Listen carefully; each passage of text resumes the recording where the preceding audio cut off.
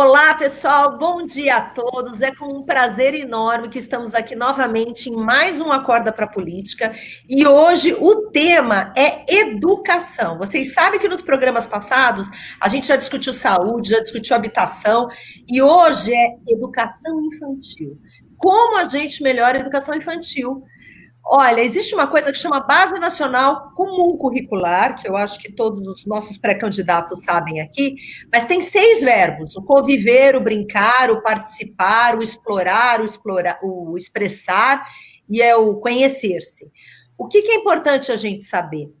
Nessa fase da criança, a criança precisa fazer tudo isso, né? Por quê? Porque tudo que vai acontecer no desenvolvimento futuro dela depende dessa primeira fase. E hoje, na verdade, essa fase de 0 a 6 anos potencializa todo o processo de aprendizagem que vem depois. Então, para falar disso, para falar de educação infantil, que é responsabilidade dos municípios, vamos deixar bem claro, né, de todos nós, mas dos municípios em primeiro lugar, eu quero apresentar para vocês hoje no Acorda para a Política 3 pessoas muito especiais. Né? A nossa querida Cris Monteiro, que ela é daqui de São Paulo. Eu falo que ela é de São Paulo, ela nasceu no Rio, mas eu falo que ela é paulistana que nem nós. A engenheira Amália, uma graça, minha colega Raps, também conheço há bastante tempo, né, que fala de Curitiba, e o nosso empresário Carlos Favoreto, que vai falar daqui do ladinho de Osasco. Então, nós temos 3 super pré-candidatos para conversar sobre um tema que é de todos nós, que é a educação infantil.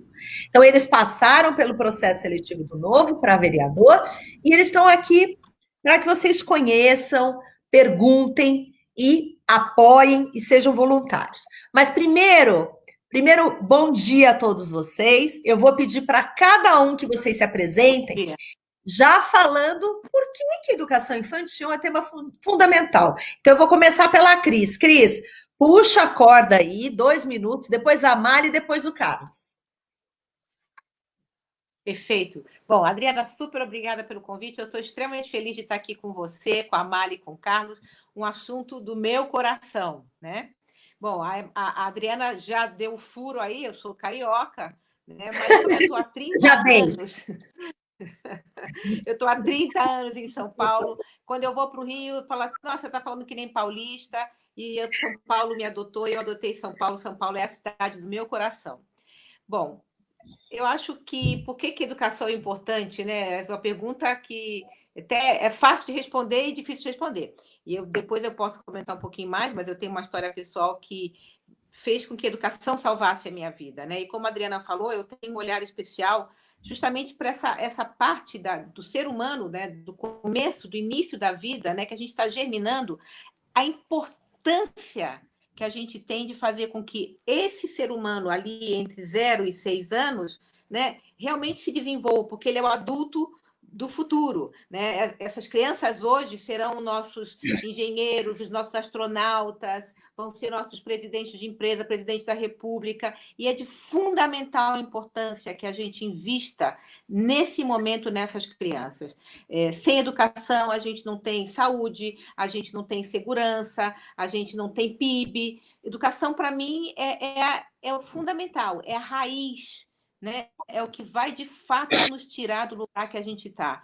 E, infelizmente, a gente vai conversar um pouquinho por aqui, a gente tem negligenciado bastante esse aspecto que eu julgo ser tão importante na nossa República. Então, paro por aí para a gente dar chance para os nossos colegas. Muito bom, vamos falar agora com a Amália. Amália, se apresenta. Bom dia, pessoal. Em primeiro lugar, Adriana, muito obrigada pela oportunidade. É um prazer estar aqui com essas 2 feras aí, a Cris e o Carlos, e com você, que é o nosso orgulho aí da bancada do Novo lá em Brasília, sendo a única mulher nos representando. Então, é um prazer estar aqui. Eu sou a Amália, sou a mãe da Giovana, uma bebezinha de 6 meses. Já fui uma empreendedora, fui à falência, e eu já vou explicar porque eu estou contando isso para vocês. já quis morar fora do Brasil. O motivo de eu ter ido à falência foi principalmente por causa da burocracia estatal. Aí eu já quis morar fora do Brasil por estar decepcionada com o nosso país, mas eu escolhi ficar. E esses são os fatores que me motivaram a querer lutar para construir um país melhor. Eu não quero que nenhum empreendedor passe pelo que eu passei, e eu quero que as pessoas escolham, que a minha filha escolha ficar aqui no Brasil, mas para isso ela precisa ter um país com oportunidade, um país com qualidade de vida, e eu resolvi lutar para construir esse país, e essa luta é através da política. Em relação à educação, eu entendo, se a gente pudesse comparar a educação, a vida de uma pessoa com um edifício, eu diria que a educação é a base desse edifício, é o pilar de sustentação, é a viga mestra. Então, se a gente tiver uma boa base, uma boa viga mestra, uma boa fundação, a gente tem um potencial maior, e esse edifício pode ser construído um potencial construtivo muito maior. Então, a gente precisa dar muita atenção para a educação, porque é o que vai dar a ferramenta para esse edifício conseguir ter um potencial construtivo maior, e as pessoas também, né, conseguirem melhorarem nas suas vidas. Eu entendo a educação como uma ferramenta importantíssima para a redução de desigualdade social, como uma ferramenta importante também para a mobilidade social. Então, a gente precisa dar atenção, especialmente na educação infantil, que seria aí a fundação do nosso edifício, aquela parte mais importante, mais especial, onde as crianças se desenvolvem, e a partir dali, se elas tiverem uma boa base, o potencial delas de crescimento para o resto da vida é infinito, elas podem chegar onde elas quiserem, como a Cris comentou, reduzindo aí violência, reduzindo desigualdade e aumentando a possibilidade de mobilidade social para essas crianças no futuro. Muito bem, dá para ver que você é engenheira mesmo, né, Amália? Porque assim, o exemplo que você dá é sempre do prédio em construção, muito bom. Agora vamos para o Carlos Alexandre. Vamos lá, bom dia, pessoal. Primeiramente, eu quero agradecer a Adriana por essa oportunidade, quero agradecer também a Betina, a Camila, a Thaís, que são super simpáticas e tenho certeza são super competentes. Falando um pouco aqui da minha história, eu sou o Carlos Savoreto, tenho 35 anos, sou casado, tenho 2 filhos, sou formado em Direito, fiz MBA em Gestão Estratégica de Pessoas, tenho 15 anos de experiência no mercado financeiro e hoje eu sou empresário. E a importância da educação não é só para o nosso município de Osasco, também é para todo o Brasil. Nós precisamos repensar sobre a educação, algo está muito errado, e eu duvido que seja com os nossos estimados professores, os nossos estimados mestres. Talvez os métodos adotados não estejam sendo aplicados da forma correta.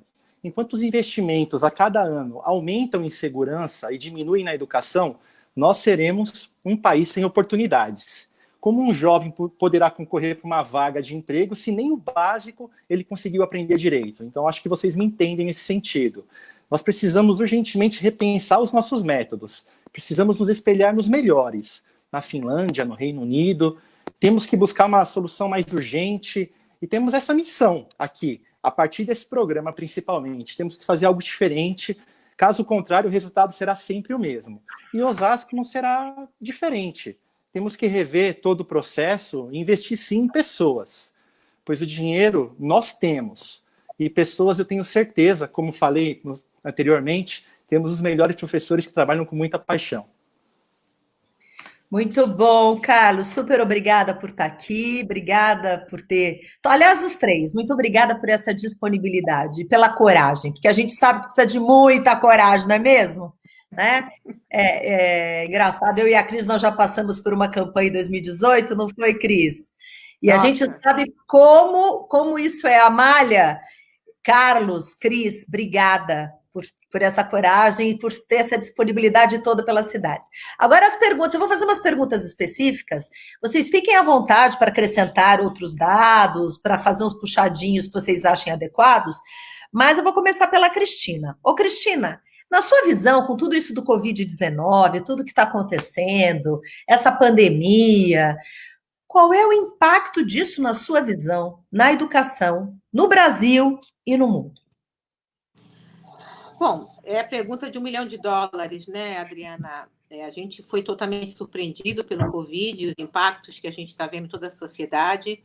Eu, como tenho uma paixão especial por educação, tenho acompanhado com muita preocupação o que tem acontecido. A gente vê no Brasil no mundo, não deve ser diferente, mas no Brasil em particular, a desigualdade social ela foi basicamente, né, escancarada na nossa frente. Então, as pessoas de família que estão em melhores escolas, os alunos estão tendo aulas online, né, tem o seu computador, cada um o pai tem computador, a mãe tem computador, os irmãos têm computador, e não é necessariamente verdade o que está acontecendo nas comunidades, nas famílias desassistidas, né, de baixa renda.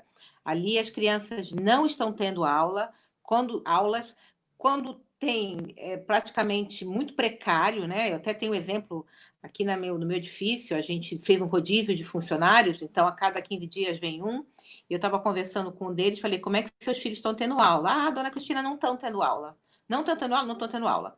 Então, enquanto aqui no meu prédio, as pessoas que têm filhos, os filhos estão dentro de casa estudando. Então, assim, o Covid nos mostra o que nós já sabíamos, mas acho que ele esfrega na nossa cara a desigualdade, né? A diferença de tratamento que a gente vem tendo na população. E como disse a minha colega Amália, a mobilidade social vai ficando cada vez mais complicada. Ou seja, o Covid, como eu disse, ele absolutamente nos mostra de forma mais cruel e trágica o enorme abismo que existe socialmente na nossa população, na nossa comunidade, né?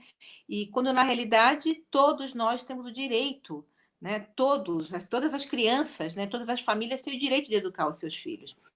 A solução é o que eu venho dizendo. O Brasil já investe 6% do seu PIB em educação. Aqui em São Paulo, particularmente, 20% do orçamento de 2020 está indo para a educação. Isso é 8% mais do que foi em 2019. Não é o dinheiro.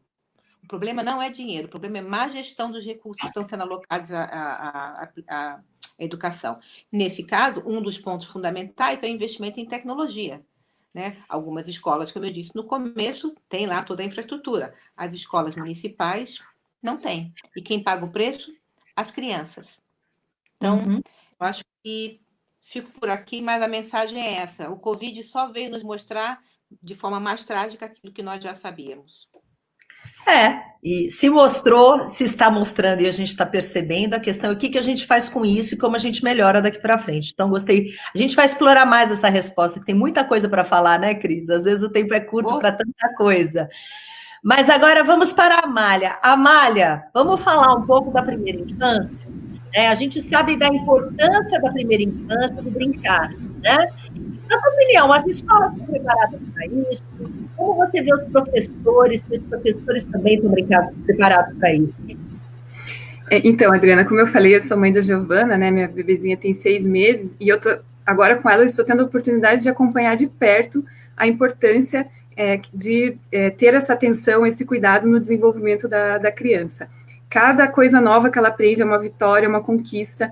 E para as crianças que ficam nas creches, nas nossas creches municipais, elas precisam também ter esse acompanhamento mais de perto. Afinal, é na primeira infância, nessa fase de 0 a 5, 0 a 6 anos, onde todo o desenvolvimento cognitivo da criança acontece. Então, a gente precisa ter essa atenção especial. E eu fico triste quando eu vejo que as creches muitas vezes são vistas apenas com aquele olhar da função social que ela tem, que é de receber a criança para os pais poderem sair para trabalhar. Mas já que a gente já está recebendo essas crianças, então por que não a gente dar uma atenção maior para essas crianças e conseguir realmente ensinar e desenvolver a parte cognitiva delas? É lógico que isso é feito de uma maneira lúdica, e é aí que entra o brincar, né? É feito de uma maneira lúdica, mas existem maneiras sim de a gente ensinar e desenvolver essas crianças utilizando essa ferramenta. E também é importante dizer, Adriana, que não adianta a gente só colocar a criança na creche se a gente não tiver, por exemplo, um acompanhamento nutricional dessas crianças, se a gente não tiver uma integração entre a escola e as famílias, onde os professores conheçam o ambiente familiar onde essa criança está inserida, onde os pais consigam acompanhar o que está sendo passado para essas crianças, para também continuar esse desenvolvimento em casa. Então, eu acredito, respondendo diretamente a sua pergunta, que esse é um ponto que ainda tem bastante espaço para ser melhorado aqui no nosso país. Muito obrigada, Amália. Muito obrigada pela sua resposta. Agora o Carlos. Chegou a tua vez, né, Carlos? Vamos lá. como todo gentil, deixa as nossas queridas pré-candidatas falarem antes. Então, obrigada, a tua vez agora. Eu queria saber a sua opinião. O que você pensa sobre ensino infantil em tempo integral? Né? Se você acha que o Brasil caminha nesse sentido ou não, e que tipo de arranjo você pensa para justamente o ensino infantil? Tá legal, vamos lá. Bom, nós sempre pensamos nessa situação para retirar as crianças das ruas, né? E para retirar as crianças do caminho da violência, eu não acredito que isso resolva o problema de imediato, o ensino integral. Ensinar uma criança por 8 horas sem qualidade, sem atratividade, acaba não sendo prazeroso. Então, muitas vezes a gente não tem uma estrutura para receber crianças portadoras de necessidades especiais, a gente não tem condições sanitárias ou até mesmo de mobílias novas nas escolas, e, consequentemente, acaba atrapalhando também o projeto para o professor.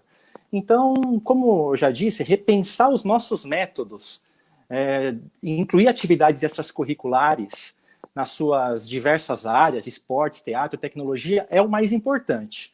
Incluir a família nos métodos de ensino, é aí que nós precisamos transformar o espaço do ensino, onde atrai a criança e também tranquilize os pais. Melhorar o ambiente do ensino é humanizar esse ambiente, eu entendo. E a escola não pode ser um ambiente traumático diferente para a criança. E quando você pergunta sobre arranjo, a gente precisa, sim, apresentar atividades complementares junto ao dia a dia delas. Então, o nosso município, por exemplo, tem poucas bibliotecas e as que tem são centralizadas no centro. Então, nós precisamos aumentar as atividades, por exemplo, de leitura, promover atividades que tragam essas crianças para o ambiente da leitura, para que elas consigam desenvolver diversas habilidades cognitivas e, consequentemente, a gente melhora o meio ambiente escolar complementando atividades para elas.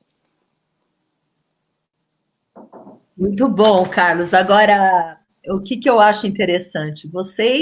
Todo mundo fala que a solução para tudo é a educação, né?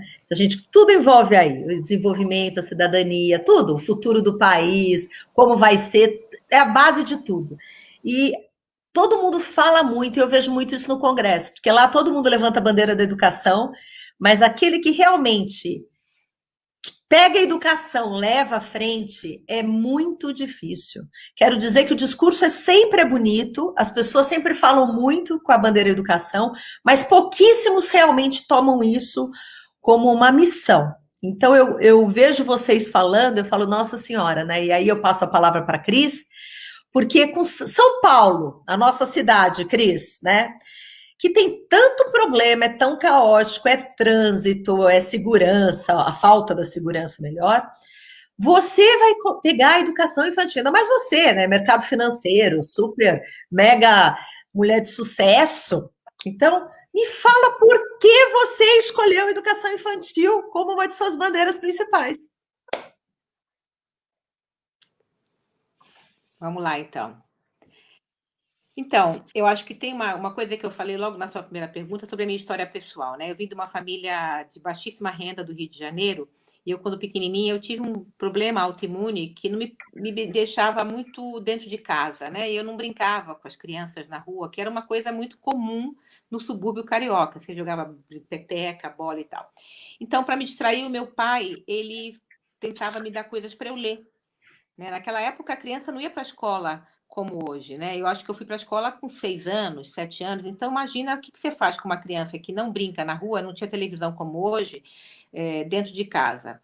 Então, a leitura me fez uma criança muito disciplinada, e eu costumo dizer que a educação salvou a minha vida, né? Então, vindo dessa família de baixa renda, com estudo, depois com uma certa determinação, eu alcancei um relativo sucesso na vida pessoal. Cheguei a ser diretora de um grande banco de investimentos americano, com poder, com prestígio, com status, com remuneração. Então, o que eu conto é que essa é a minha história, é uma história de exceção, porque eu tenho irmãos, eu tenho primos que não tiveram o mesmo resultado na vida que eu tive. E eu acho que, embora todo mundo ache legal uma história como essa, as pessoas gostam porque é uma resiliência e tal, na realidade, para mim, isso não é uma vantagem. né? Eu não quero que as pessoas, que as crianças, né, atualmente, contem história de exceção. Então, para mim, a bandeira da educação é fazer com que a minha história de exceção seja uma regra, que todas as crianças, independente se elas tiveram uma doença, uma questão qualquer, que elas tenham essa possibilidade de poder estudar, né? E especialmente, como a gente está falando aqui, nesse período, né, de 0 a 6 anos, que é um período da formação do adulto futuro, que é tão fundamental, como meus colegas já falaram aqui, a gente não precisa mais ficar insistindo nesse ponto.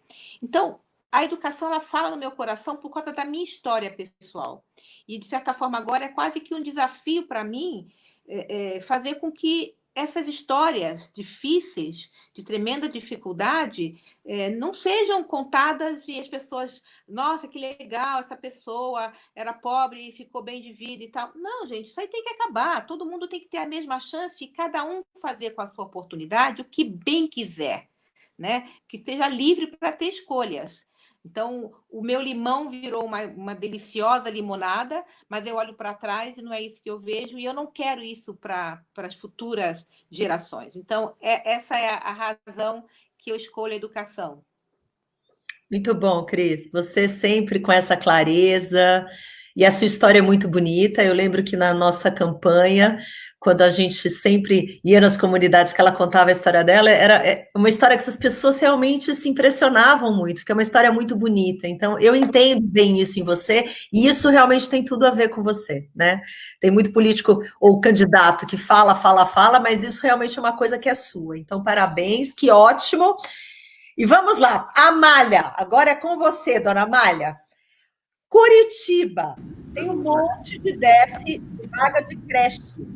Então, a gente sabe que em Curitiba tem mais de 9 mil crianças com idade de 0 a 3 anos esperando vaga em berçário, em creche pública.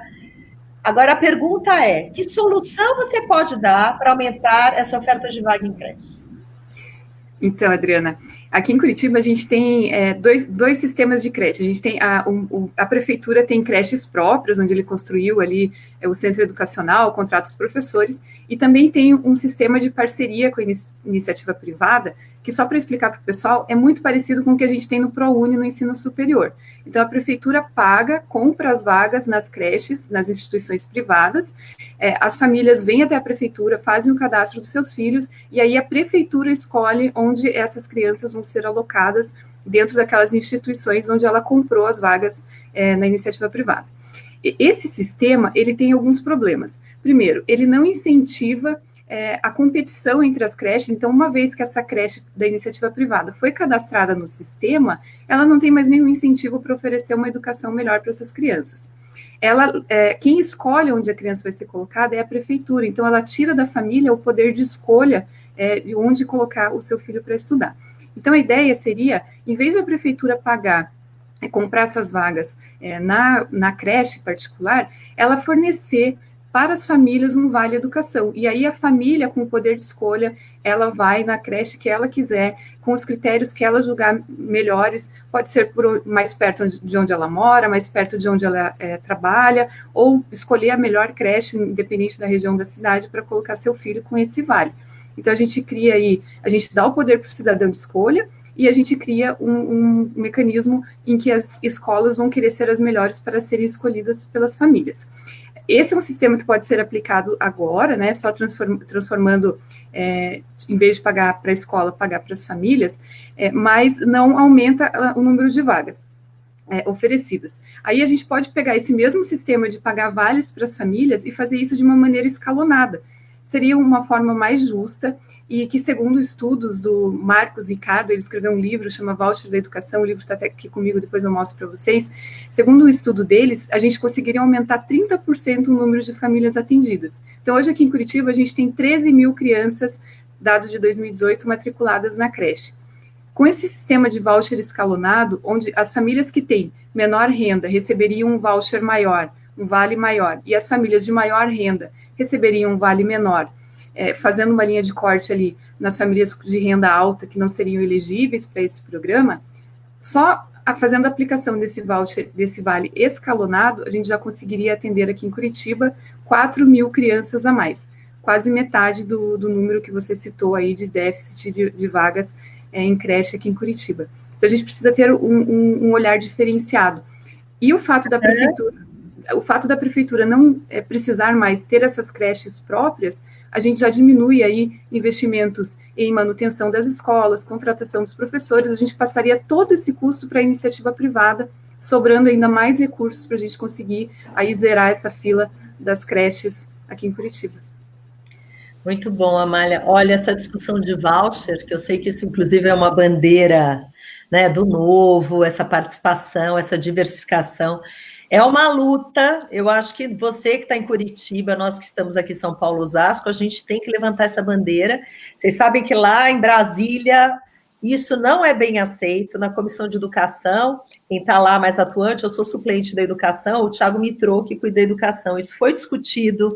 Eu lembro que na discussão do Fundeb não quiseram nem colocar possibilidade de voucher, de outras coisas de iniciativa privada. Então, é uma coisa que a gente realmente tem que trabalhar muito ainda, tem que batalhar muito. Vocês contem conosco lá para tudo que precisarem, mas vocês têm um papel importante de desbravando os caminhos. A gente tem que lutar junto, né, Adriana? Você lá em Brasília, a gente nos municípios, para a gente poder mudar essa realidade. Com certeza. Agora vamos passar a palavra para o nosso Carlos. Carlos, uma pergunta aberta, muito tranquila para você.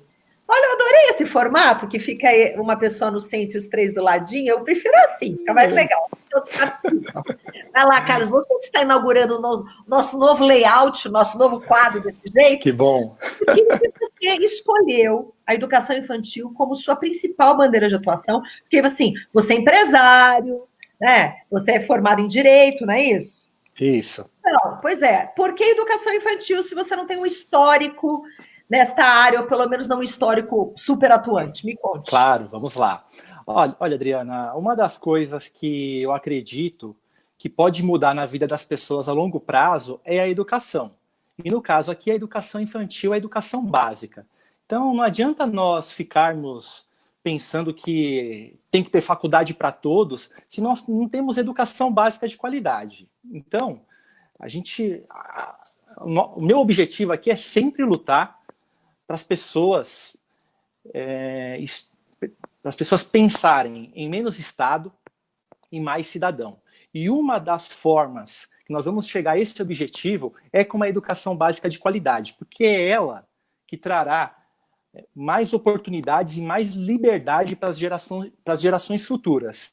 É ela que permitirá a transformação das famílias, como foi o caso da Cris, por exemplo, que conseguiu migrar, conseguiu evoluir, conseguiu conquistar novos objetivos. Então, uma pessoa com um bom emprego, ela tem plano de saúde, ela tem possibilidade de colocar seus filhos numa escola particular, possivelmente ela colocará o filho numa escola melhor. Mas todo o investimento que o município fez no longo prazo também será melhor em tudo no que se refere à educação. Então, se nós conseguirmos incluir todas essas pessoas num circuito, numa ciranda, aonde todas as crianças, numa ciranda onde elas tenham os mesmos objetivos, as mesmas qualidades do ensino particular no nosso próprio município, nós com certeza geraremos uma geração de mais oportunidades no futuro. É nisso que eu penso, e a educação nesse sentido também no longo prazo. Muito bom, Carlos, obrigada pela tua contribuição. Antes eu falava assim, gente, empresário, então você deu uma explicação ótima para isso, obrigada. Agora eu vou voltar para a Cris, eu vou jogando as coisas aqui, vocês batam aí a limonada que você quiser, Cristina, né? Porque vocês têm que fazer isso, aliás. É bom a gente ver como a gente discute alguns temas, porque tem temas que, na verdade, a gente não consegue elaborar direito. Isso é uma coisa que a gente aprende bastante quando a gente é colocado assim no palco. Então, agora para a Cristina. Cristina, uma pergunta ampla para você. Qual é, na tua visão, a solução para o nosso problema de educação nas cidades brasileiras? Eu sei que é uma pergunta super, super ampla. Você acha que é fácil de solucionar? Não é. Eu sei que isso é pergunta para mais de meia hora de fala, e a gente não tem resposta nem bala de prata, senão seria muito fácil. Então, já estou dando esse disclaimer, tá tudo certo, mas você me conte, assim, se você tivesse que falar uma ou duas coisinhas que você acha que já faria uma grande diferença, o que você falaria? Pode pensar um pouco, fica tranquila aí. Então, como você disse, não tem...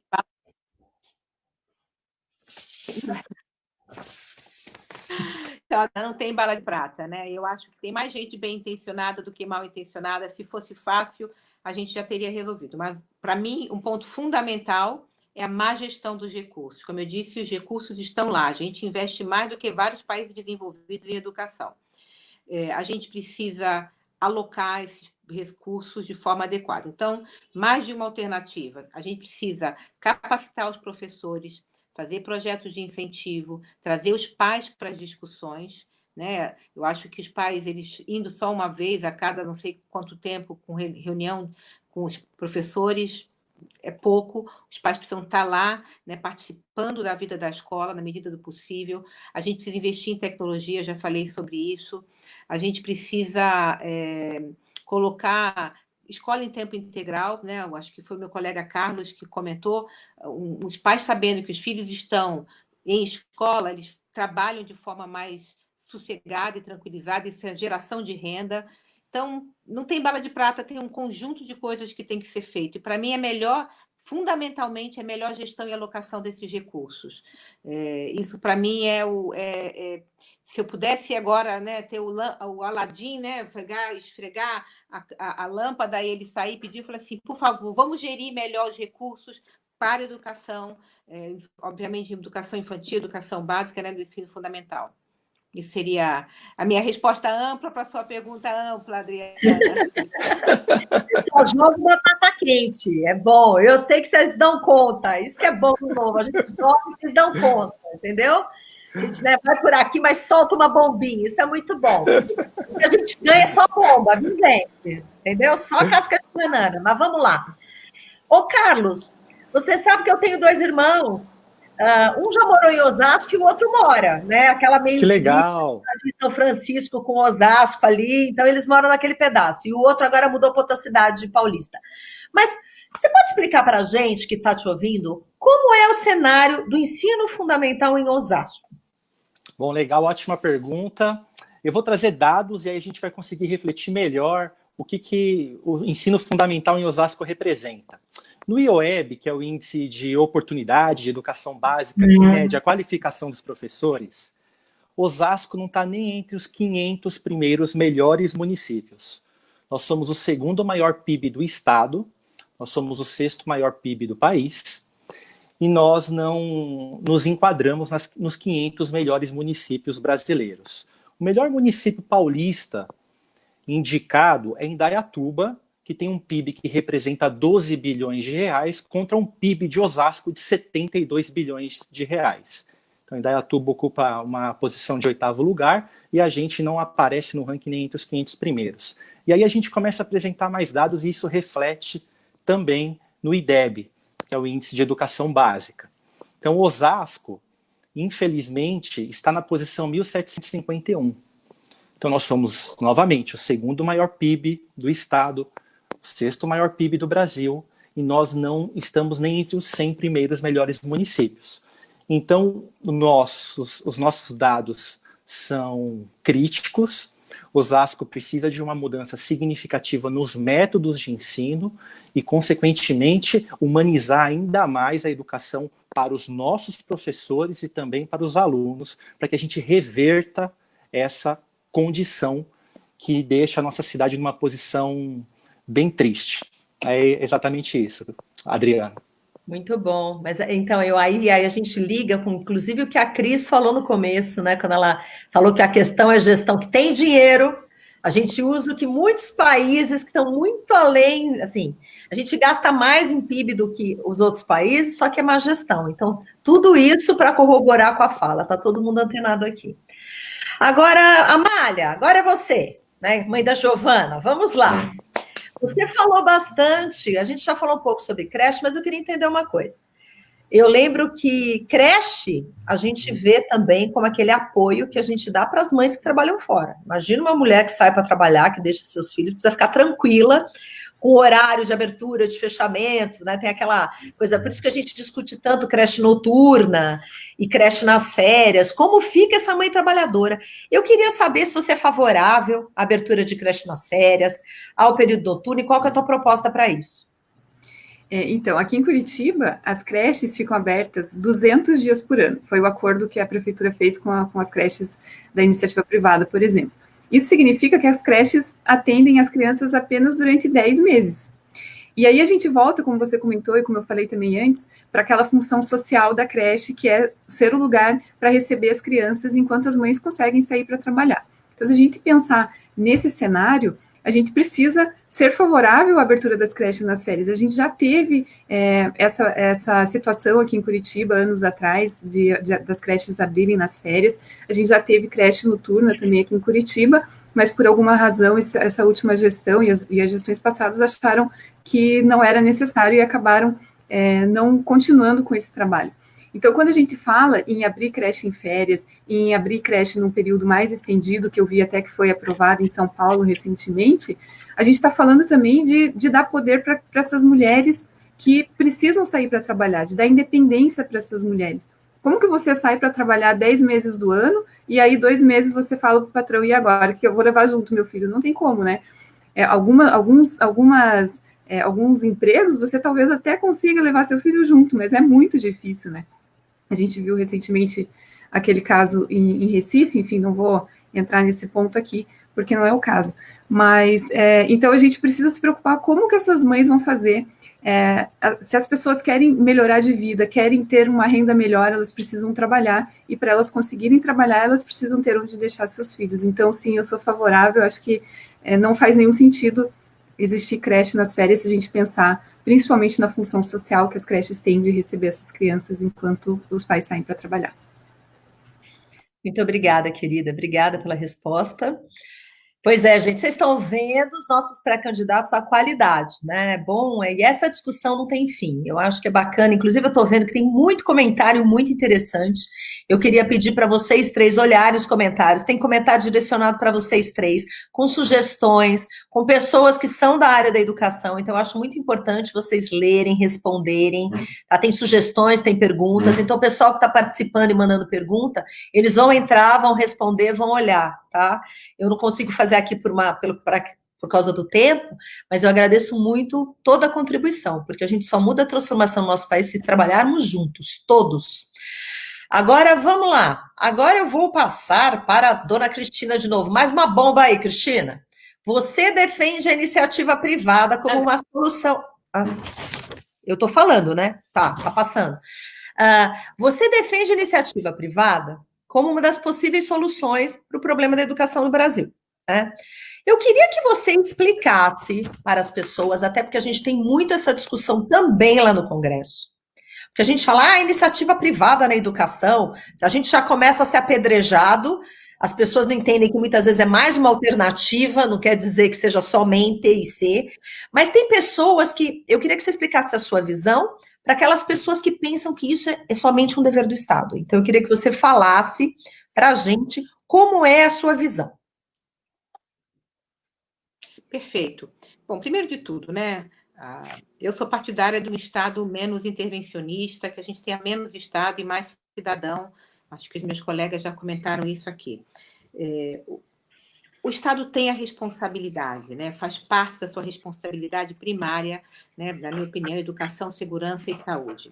O que acontece, como a gente tem visto, é que ele tem falhado nessa... né? Então, e os números, a gente está falando de crianças fora de creche, resultados péssimos no PISA, jovens que abandonam a escola, não chegam à faculdade. Então, o Estado tem falhado nisso. E a gente tem bons resultados da iniciativa privada.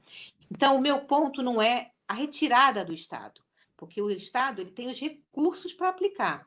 Então, como eu disse antes, que uma questão fundamental é a gestão, a gente vê na iniciativa privada que a qualidade da gestão da iniciativa privada é maravilhosa. Se a gente puder associar os recursos do Estado, que tira dos nossos impostos para aplicar em educação e em outras áreas, né, como eu já falei, com a gestão da iniciativa privada, eu acho que a gente pode ter um resultado extremamente melhor. Então, eu não sou a favor da retirada do Estado, absolutamente. A gente tem, inclusive, um resultado maravilhoso saindo um pouco em educação. Aqui em São Paulo, o Hospital Albert Einstein está fazendo a gestão de um hospital público em Boimirim, que é uma área da periferia. E os resultados são maravilhosos. Então, por que a gente não pode fazer a mesma coisa? Né? Trazer a gestão da iniciativa privada associada com os recursos que já existem, né, que o Estado tira dos nossos impostos, de cada um de nós. Então, esse é o meu ponto ao trazer iniciativa privada. Existem exemplos no mundo, a gente já teve um exemplo em Pernambuco, não na educação infantil, mas no ensino fundamental, onde a iniciativa privada vem, né, faz a gestão da escola e os resultados foram maravilhosos. Alunos que entravam com notas 4, 3 anos depois já tinham notas 8, né, 40 e 80, porque é uma forma diferente de medir, né? A abstenção e a chegada do jovem na universidade aumentou em mais de 50%. Então, isso é uma alternativa. A gente não deveria se furtar de trazer iniciativa privada para a mesa e aproveitar a gestão maravilhosa que eles têm. Muito bom, Cristina. Então, estamos avançando nisso, né? Mas ainda é um caminho, E a gente percebe que muitas vezes as pessoas ficam em discussões vazias, ideológicas, que não levam ninguém a lugar nenhum, e a gente, inclusive, joga no lixo coisas boas para colocar coisas péssimas. Então, eu acho muito bacana essa tua briga, e conte comigo nessa briga. Carlos, como vereador, no caso, né, você é um pré-candidato a vereador, que tipo de solução você acha que você, como vereador, poderia ser, sei lá, encaminhado para melhorar a educação infantil em Osasco? Então tá joia. Vamos lá, excelente pergunta também. Primeiro que a gente tem que melhorar a gestão escolar. Então, de fato, a gente tem que criar prêmios de boas práticas para os melhores gestores. Um outro ponto é também a gente adequar a merenda escolar para crianças diabéticas, celíacas, e também diminuir a quantidade de embutidos que está muito agregado dentro da merenda. A gente também precisa criar um sistema ou legislar sobre isso para que a gente privilegie as crianças com deficiência física ou que têm tutores ou responsáveis acima de 55 anos, para que elas sejam matriculadas próximas às suas residências, porque a gente vai diminuir a desigualdade dessas famílias e com relação à inserção escolar. A gente precisa também implantar brinquedos pedagógicos para crianças deficientes, aí também não é só nas escolas, é a ideia de brincar, né, como a Amália falou, que é muito importante no desenvolvimento cognitivo da criança. A gente precisa colocar isso na prática, a gente precisa legislar nesse sentido para fixar a necessidade nas escolas desse tipo de brinquedo que é pedagógico também, e levar também outras novidades, como, por exemplo, eu vejo em outros municípios que no ensino fundamental 1 tem lições de primeiros socorros no último ano do ensino fundamental 1. Então a gente precisa também colocar esses tipos de projetos em discussão, porque tudo isso enriquece a nossa sociedade em todos os sentidos. Muito bom, eu concordo inteiramente. Eu vejo escolas que têm, inclusive, que desenvolvem essas habilidades, né, nas crianças, de negociação, de finanças, de tanta coisa bacana, enche a gente de orgulho, porque a formação da cidadania se dá em todos, né, inclusive no relacionamento com os outros. Amália, olha só, estamos chegando no final dos blocos, porque depois eu vou deixar o espaço livre para vocês. Quanto que a prefeitura, assim, dá uma ideia para a gente de quanto que a Prefeitura de Curitiba investe na educação, principalmente na educação infantil, que acho que a gente está conversando, e o tipo de recurso você acha que poderia sair de áreas que não são essenciais e mandados para a educação? Boa pergunta, Adriana. Aqui em Curitiba a gente tem um orçamento anual de aproximadamente 9 bilhões da Prefeitura. Desses 9 bilhões, 1,5 bi são investidos em educação, e desses 1,5 bi, aproximadamente 480 milhões vão exclusivamente para a educação infantil.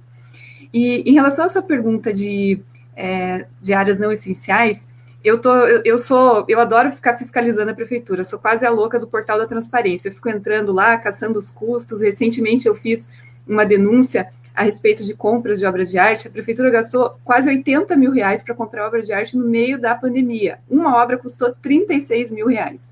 Então, assim, eu entendo que a gente, como cidadão, e depois também como vereadora, que é uma função importante, a gente precisa fiscalizar para que esse tipo de coisa não aconteça. A gente está passando por uma pandemia, a gente tem áreas essenciais para alocar esses recursos.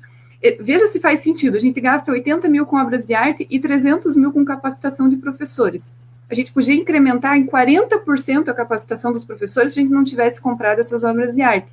Então, assim, não faz muito sentido, eu vejo que não tem muita prioridade na alocação dos recursos. Então, eu fico sempre de olho. Recentemente, a prefeitura trocou os bustos aqui do município, colocou bustos de granito, pedra natural, e essa troca custou 900 mil reais. É muito dinheiro, é muito dinheiro. É quase a mesma coisa, é metade do que a prefeitura gasta com educação. No ano inteiro, ela gastou para trocar 21 bustos do município. Então, assim, eu acho que a gente precisa ter prioridades, porque senão também fica difícil de resolver os problemas essenciais aí que a gente tem, as áreas essenciais que a gente tem para tratar no município, né? Ótimo, ótimo, Amália. Pois é, revoltante isso, né? A parte da fiscalização que você falou eu adorei, até porque é uma das coisas que eu também adoro fazer, e eu acho que todo cidadão tem que fazer, é obrigação de todo mundo fazer. Então, muito bom. A questão de prioridade é uma coisa seríssima, né? A gente fala no meio de uma pandemia, como é que faz isso, como é que faz aquilo. Então, eu acho que o problema do Brasil é prioridade tudo trocado, né? Colocam fundão eleitoral como prioridade, colocam, né, e outras coisas mais como prioridade. Então, o dia que a gente souber realmente colocar o que é número 1 e número 1, né? Prioridade, né? Como é que é isso, Cristina? The first things first, não é isso?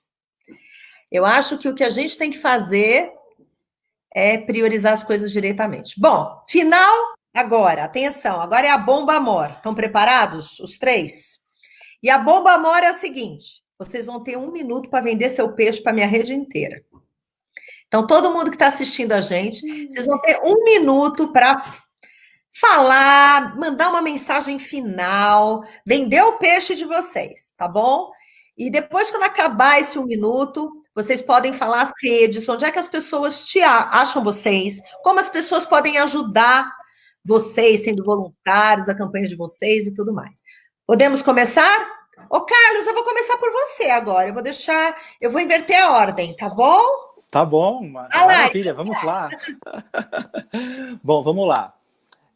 A minha principal função como vereador vai ser fiscalizar e cobrar austeridade nos gastos públicos. Aqui em Osasco, infelizmente, foram criadas 200 diretorias para uma cidade que já tem 21 secretarias. Cada diretoria tem 2 assessores, motoristas, e todo esse custo gasto por diretoria, a gente tira de 20 até 30 alunos da creche ou da educação básica. Então isso a gente vai trabalhar, lutar, fiscalizar, brigar para acabar com essas 200 diretorias, que é um desleixo com o dinheiro público. E, consequentemente, a gente vai trabalhar para combater as licitações ilícitas, principalmente nos períodos de emergência, como é o que nós estamos vivendo agora.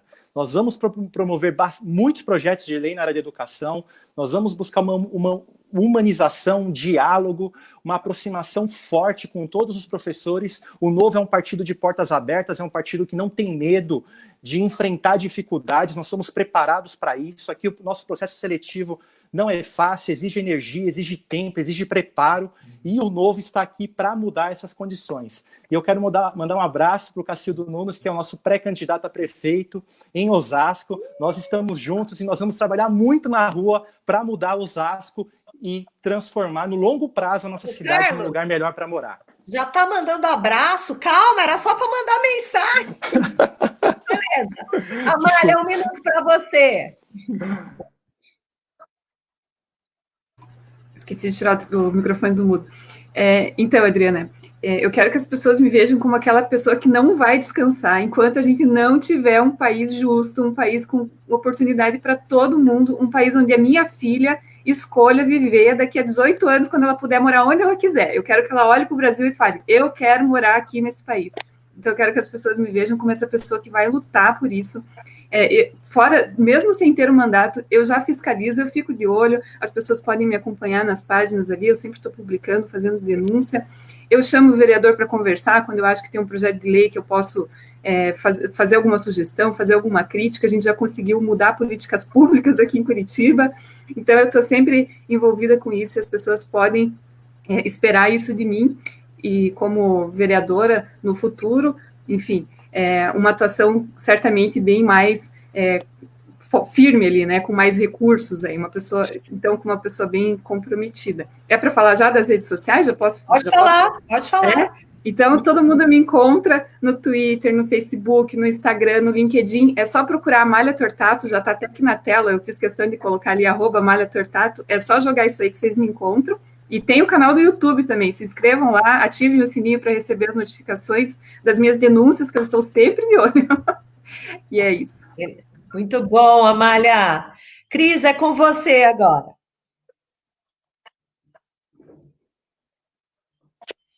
Vambora. Então, acho que eu falei já no começo, né, um pouquinho da minha história e o fato de eu ser uma história de exceção, né? E eu sou uma pessoa que eu quero lutar pelas histórias, que as histórias de exceções, elas desapareçam, que a gente tem a regra, que todo mundo tem a mesma oportunidade, né? Que essas histórias que são bacanas, que todo mundo gosta, todo mundo quer adotar uma pessoa e tal, que não seja por aí, né? Que a gente tenha uma cidade, São Paulo, que tem um estado, que tem um país onde as oportunidades sejam as mesmas e depois cada um faça o que quiser dessa oportunidade. Então, assim como a Amália, como meu colega Carlos, eu sou incansável. Minha história diz, eu sou uma pessoa incansável, né? E, obviamente, não tive só sucesso, eu tive uma série de questões ao longo da minha carreira, mas eu não desistia. Então, eu quero levar isso mais adiante. Para isso, eu preciso contar com a ajuda de cada um de vocês aqui. Se vocês querem ter uma pessoa como eu, preparada, cheia de energia, que tem essa história de resiliência, né? E que quer lutar por uma história de mais regra e menos exceção, venha contribuir comigo. Seja voluntário da minha campanha, me divulgue nas suas redes, fale com sua família, fale com seus amigos, curtam, comentem, compartilhem todos os minhas postagens. Está aí, @Cris Monteiro Novo, esse é o meu endereço no Facebook, no Instagram,